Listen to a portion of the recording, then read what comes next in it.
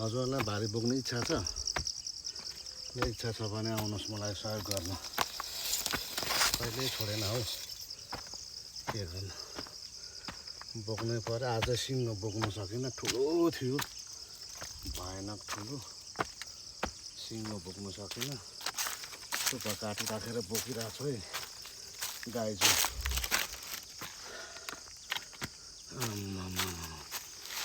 Danger danger.